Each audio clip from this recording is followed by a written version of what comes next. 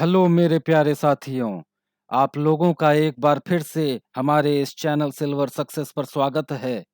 आज के इस वीडियो में हम लोग वाइमर गणराज्य के बारे में जानेंगे जो जर्मनी के संदर्भ में प्रथम विश्व युद्ध के प्रमुख परिणामों में से एक था। तो फिर देर किस बात की, आइए शुरू करते हैं। सबसे पहले हमें यह समझना चाहिए कि वाइमर गणराज्य की संज्ञा आखिर दी किसको जाती है। जर्मनी की उस प्रतिनिधिक लोकतांत्रिक संसदीय सरकार को वाइमर गणराज्य की संज्ञा दी जाती है जिसने जर्मनी में प्रथम विश्व युद्ध के बाद 1919 ईस्वी से लेकर 1933 ईस्वी के मध्य शाही सरकार के बदले में कार्यभार संभाला था। वाइमर गणराज्य के अस्तित्व में आने के कई कारण थे, जैसे 20वीं शताब्दी के आरंभ में सबसे शक्तिशाली राष्ट्र जर्मनी ने ऑस्ट्रिया के साथ मिलकर मित्र राष्ट्रों के विरुद्ध प्रथम विश्व युद्ध में भाग लिया था। मित्र राष्ट्रों के अंतर्गत इंग्लैंड, फ्रांस और रूस आया करते थे। सभी बड़ी शक्तियों ने कई कारणों से युद्ध में, कई उम्मीदों से इस युद्ध में भाग लिया था। पहला कारण था युद्ध में आसानी से विजय मिलने की उम्मीद। दूसरा कारण था युद्ध के जल्दी समाप्त होने की उम्मीद। और तीसरा सबसे प्रमुख कारण था अपने अपने क्षेत्र विस्तार की लालसा। इन्हीं कारणों से सभी बड़ी शक्तियों ने युद्ध में भाग ले लिया था। लेकिन सबों की उम्मीदों के विपरीत युद्ध लंबा खिंच गया और पूरे यूरोप की आर्थिक स्थितियां कहीं न कहीं डगमगा गईं और खराब होती चली गईं। हालांकि फ्रांस और बेल्जियम पर कब्जा करके जर्मनी ने शुरुआती सफलताएं जरूर प्राप्त की, लेकिन 1917 ईस्वी में अमेरिका के मित्र राष्ट्रों में शामिल हो जाने के बाद मित्र राष्ट्रों की स्थिति बहुत हद तक ताकतवर हो गई थी।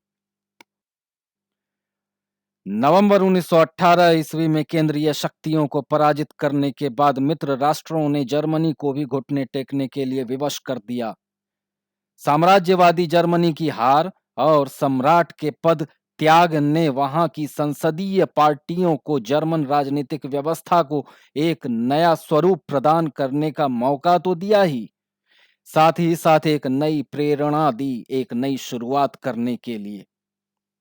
खैर, नई शासन व्यवस्था के सूत्रपात के लिए वाइमर में एक राष्ट्रीय स्तर की सभा का आयोजन किया गया जिसमें संघीय आधार पर एक लोकतांत्रिक संविधान निर्मित किया गया।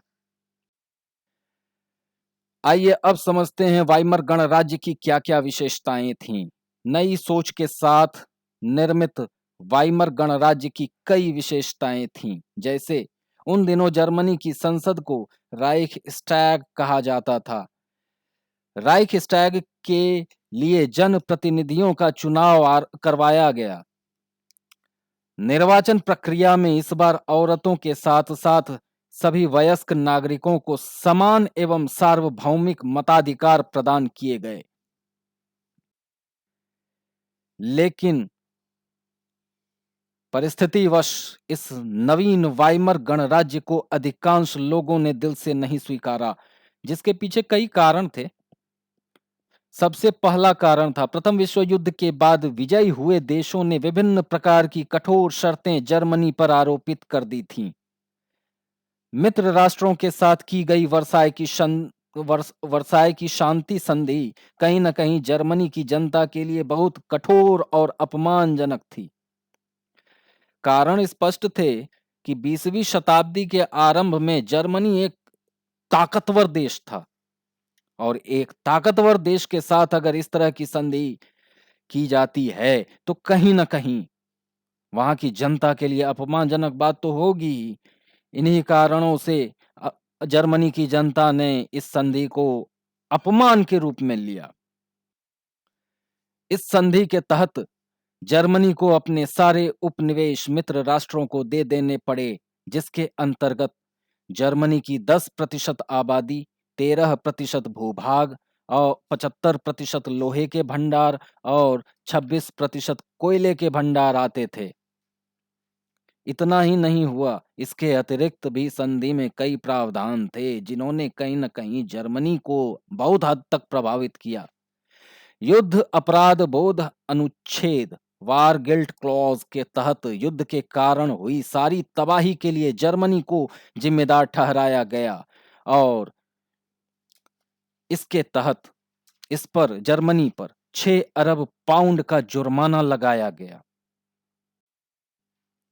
वहां की जनता ने सोचा कि वाइमर गणराज्य ने इन संधियों के अंतर्गत आने वाले प्रावधानों को मानकर गलती की है और यही कारण था कि बहुत सारे लोगों को यह संधि रास नहीं आई और वाइमर गणराज्य कहीं ना कहीं लोगों के दिल से उतर गया।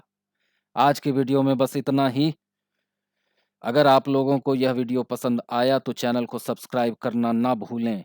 अगले वीडियो में हम लोग फिर से कुछ नया लेकर आएंगे, कुछ नया समझने का प्रयास करेंगे। तब तक के लिए धन्यवाद।